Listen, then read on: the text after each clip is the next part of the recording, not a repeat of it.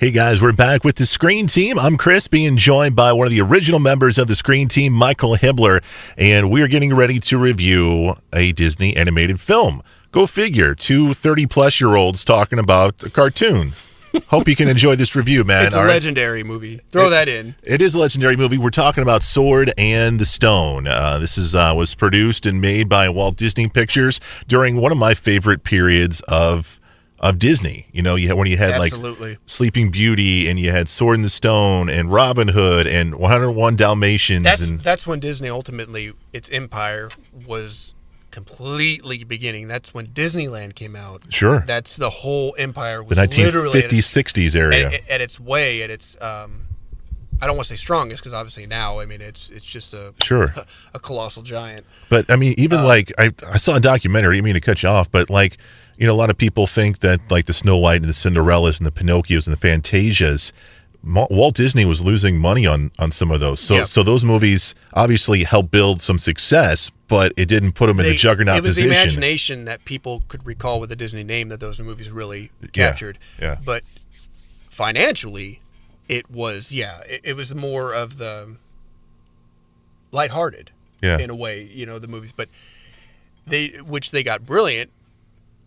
They decided to, obviously, you still have the amazing animation and just a little more comedy. Because, you know, like Pinocchio, it has funny parts to it, but it's a dark movie. That's a dark movie. Or Sleeping Beauty. Yeah. You know, because the original Grimm's Fairy Tale is not Disney. So, so I think that they kind of adjusted that level just a little bit, which was smart. And like I said, in 55, I believe, is when Disneyland came out. And that, of course, helped to make Disney in the minds of children, which was brilliant. Yeah. Stay in the children's mind that you see that D, you think Disney. Even now, you look at that, format branding. Letter. Yeah. Exactly. So Sword in the Stone, we've got Wart, or as you guys know him at home, Arthur. He's a young kid, right? He's a young kid. He's a bumbling kid, very clumsy. He's got his adopted father and his adopted brother, and they kind of treat him as, Exactly. He's basically, in all meaning of the word, more of a servant than he is as part of the family. Yeah. So they have him washing dishes and tending to the horses and stuff like that. But his fate changes when he meets Merlin. Yep. And Merlin is the comic relief in this movie. I mean, he is he's goofy. He's a little... He's obviously a wizard, so he's smart. But he's clueless in some aspects of things, right? Well, and I think there's a kind of an undertone to the film that the most average, unspecial person that you can think of could end up being phenomenal. Yeah. You just never know the potential that somebody holds. And I think that shows a lot with Arthur. You have this frail, pale, tiny, skinny boy that this wolf is trying to get after constantly. That's one of the funny parts. But, chewing on his bone. But, it's...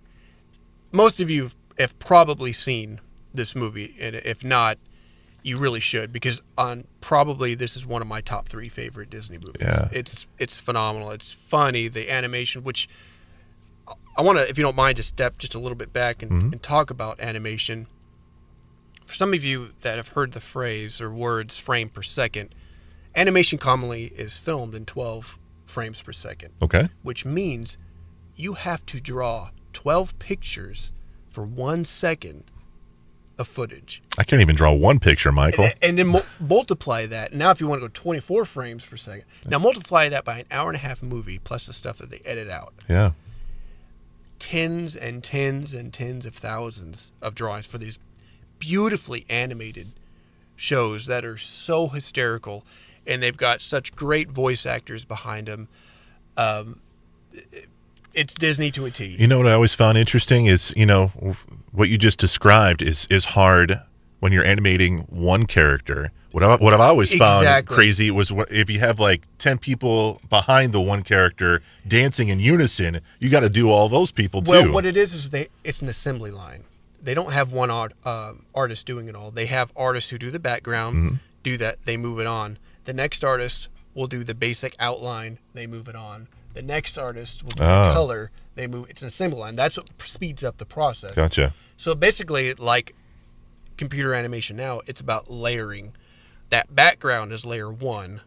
The next you put the characters in, that's going to be layer 2, so you can adjust without adjusting, But then again, back then it was all hand drawn, so you couldn't change things like on a computer or erase, But yeah, so that's how they would, and commonly too, what they would ever do is they would send things overseas to cheap labor. Mm-hmm.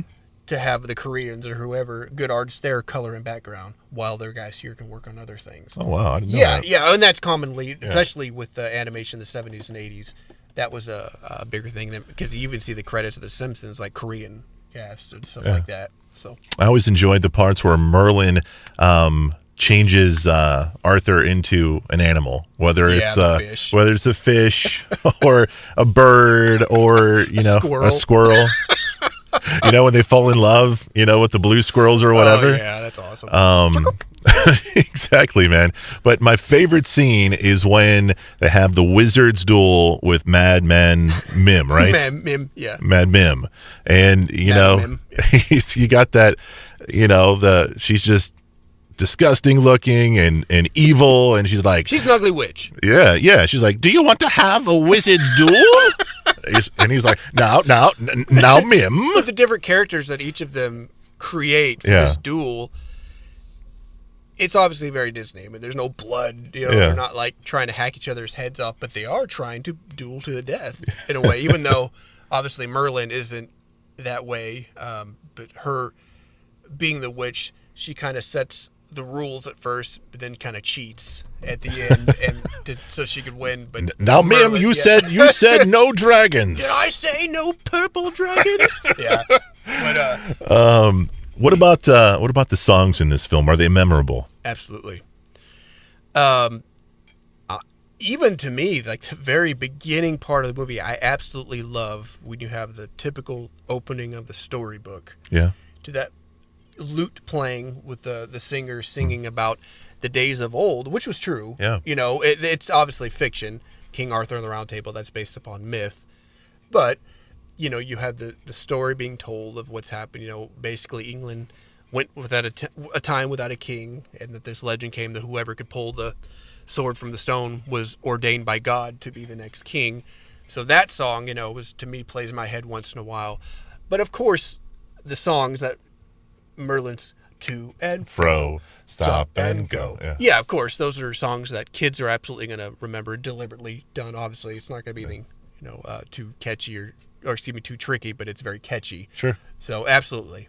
Did you hear that there's a rumor going around that they're going to, I think, live action Sword in the Stone? Disney's going to remake it for their streaming service.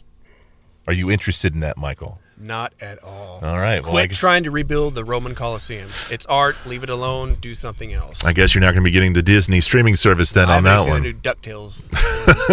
You're not going to like that, man. He's Michael. I'm Chris. And if you get a chance, like Michael said earlier,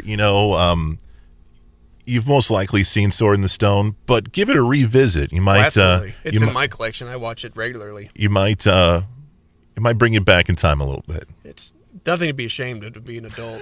Watch cartoons. I watch it all the time. Looks like. Are you watching this again? But that's My Little Pony, though. You're watching. He's like, I want to watch Power Rangers. Turn this kid stuff off, Dad. He's Michael. I'm Chris. We're the Screen Team. We want you to know before you go.